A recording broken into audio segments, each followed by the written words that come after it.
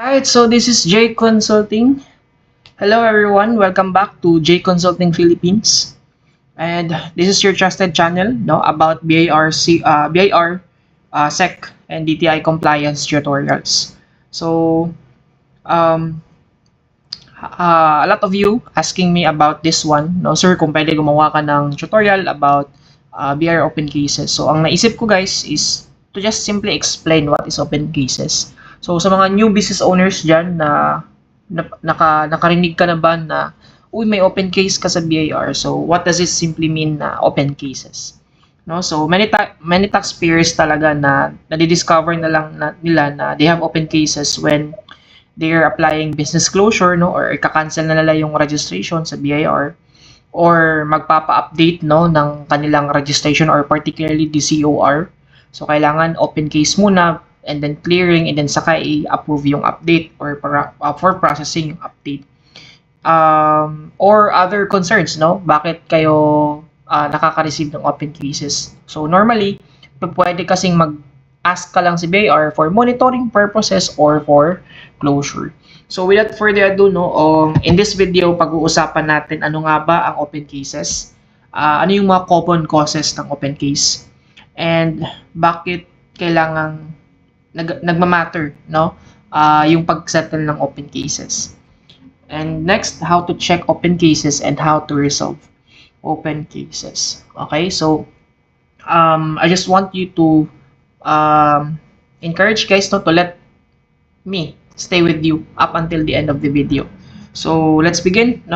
Again, this is J Consulting. So kung bago ka pa lang sa channel ko, and ito yung mga gusto nyong content about BIR, DTI, tsaka SEC or SEC, pwede nyo pong subscribe yung channel na ito para at least monitored tsaka updated kayo.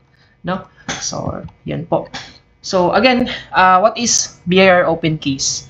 So, sir, ano po yung BIR open case? Naririnig ko po kasi yan siya usually sa mga kasama kong nagbi-business din.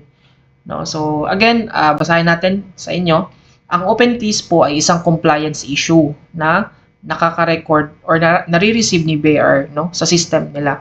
So, in simple terms, it means na the BIR believes that there is tax return, report, or compliance requirement na hindi properly filed, submitted, or completed. So sige, simplihan na lang natin at least sa mga viewers natin diyan. When we say open cases po, ito po yung scenario or kaganapan na nagkakaroon ng discrepancy sa information. Pwede kasing nakapag-file ka, nakapagbayad ka, complete yung attachments mo, pero hindi nag-reflect doon sa system ng BIR. So ang mangyayari niyan is mag-generate yan ng open cases, or yung mga list of unfiled, hindi siya submitted at saka hindi siya complete, So once kasi na ganun po yung scenario, hindi po siya filed, hindi po siya submitted, hindi po siya completed, So magkakaroon po ng discrepancy yan doon sa system ni BIR. So ipapasok niya po doon sa mga open cases na automatically under sa TIN mo, So kapag ikaw ay nagpa-process ng business registration update, for example, nagkamali lang yung COR mo, address, ganun, ipapa-update nyo siya, kailangan nyo munang mag-request ng open cases.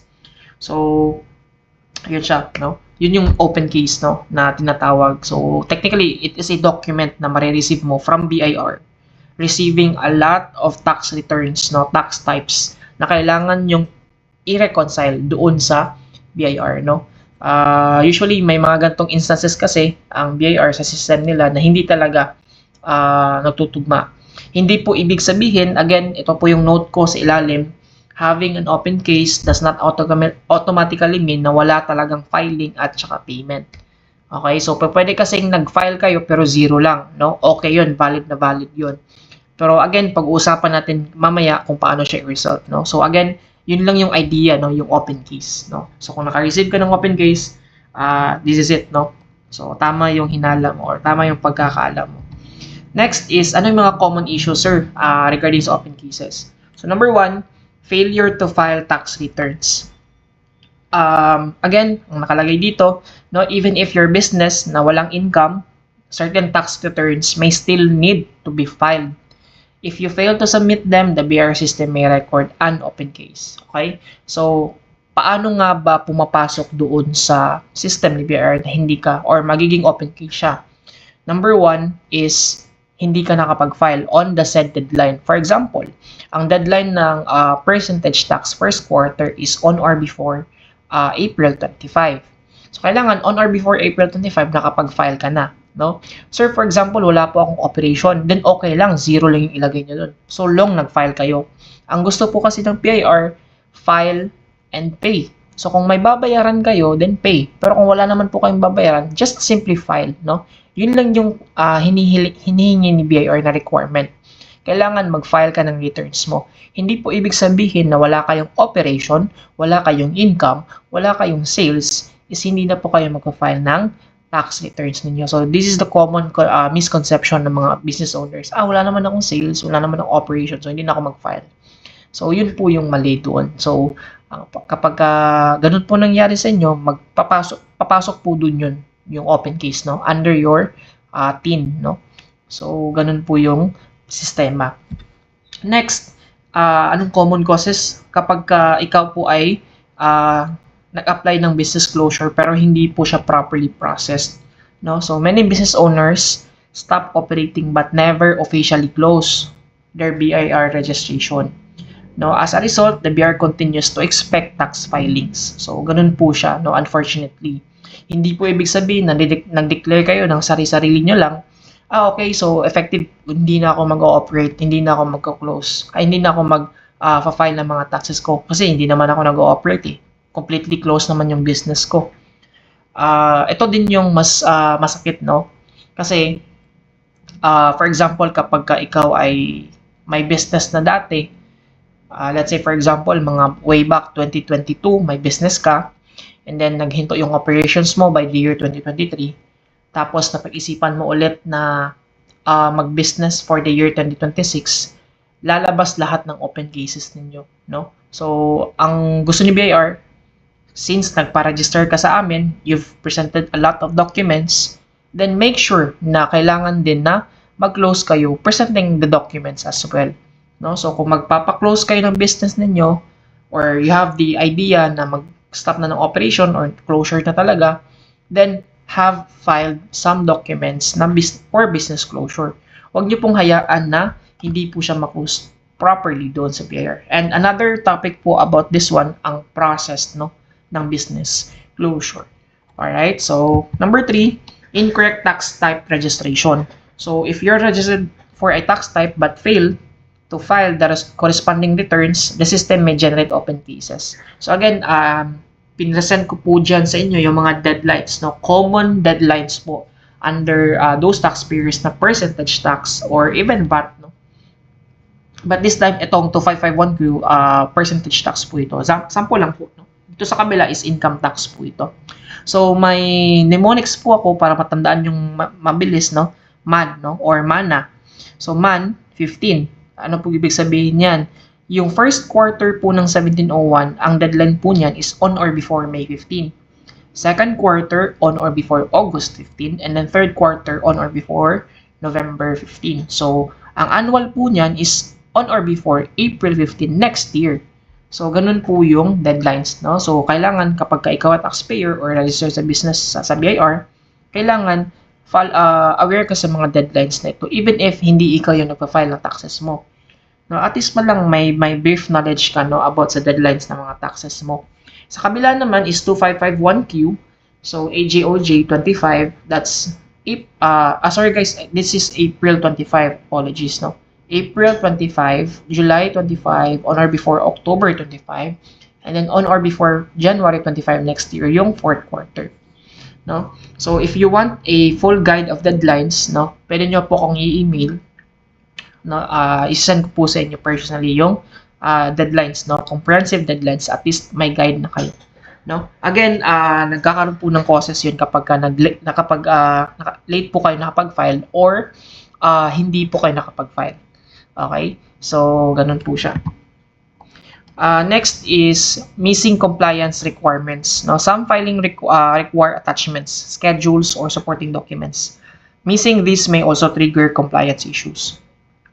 So, ang common attachments po dapat kapag kayo ay mag-file ng taxes ninyo, assuming no, na may babayaran kayo, for example, sa 2551Q or the percentage tax, kapag mag-file po kayo niyan through EBR forms, may tax return receipt confirmation email po kayo matatanggap niyan.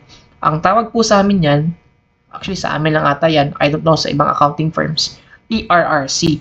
So, kailangan may TRRC ka or the tax return receipt confirmation email. Next, tax return. Depende kung ano po yung final ninyo. If final ninyo is 2551Q, then have it 2551Q. Print nyo po yun. And then proof of payment, no? Kung may babayaran kayong tax due. Pero kung wala naman po, ito lang po yung dalawa. Tax return receipt confirmation, and then itong tax return na lang. Syempre, wala naman kayong binayaran. Zero tax due naman yun.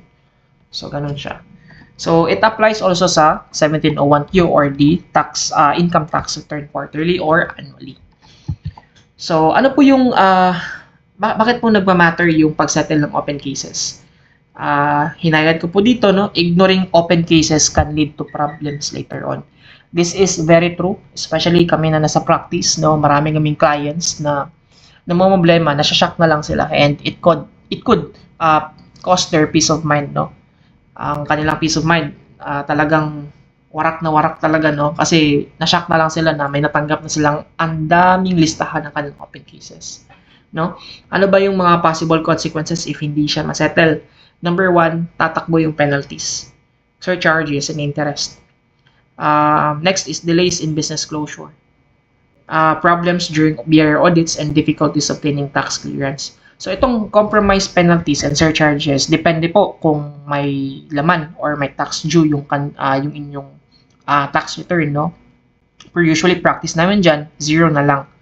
Since, let's assume that na wala siyang operation that time, kaya hindi siya nakapag-file. Itong hinighlight ko na, in-underline ko po guys, na delays in business closure or delays in obtaining tax clearance. Itong business closure, common talaga namin itong ma-encounter na kapag ka magpapa-closure na yung client, dun na lumalabas lahat ng open cases. And minsan, natatagalan kami kasi nga, number 1, yung financial din, no, ng capability ng client namin ang tinitingnan dito. Kasi minsan, or even dati before the Ease of Paying Taxes Act, 1,000 talaga yung compromise penalty. Pero minsan, may mga times po na natatawaran po namin, no, yung RDO mismo, sumusulat po kami niyan formally, na kung pwede 500 pesos each open case or mas pwede pang bumaba pa dyan, no. And itong number 4, ikalimang reason, no, difficulties of obtaining tax clearance. Kung kayo po ay nag-engage sa mga biddings like PhilJeps, PICAB, kailangan nyo pong kailangan nyo po ng updated list of open cases, no? Kailangan settled po yan lahat. Okay, so kung hindi po yan settled lahat, then magkakaproblema po kayo sa pag-secure ng tax clearance. Again, note lang, the longer open cases remain unsolved, the more complicated they may become. So hindi ko po kayo tinatakot, no? I just want to present the facts, no? So kung kayo po, feel nyo po na may open cases kayo, ito po yung paraan, paano po ma-check yung open cases ninyo. So, again, simple lang, punta po kayo sa RDO ninyo. No? Visit your assigned revenue district office. And dalhin nyo po itong BRCOR 2303 or TIN. Kahit TIN nyo na lang po, tsaka valid ID. Okay, so ganun lang po, no? Punta lang po kayo para ma-check nyo po.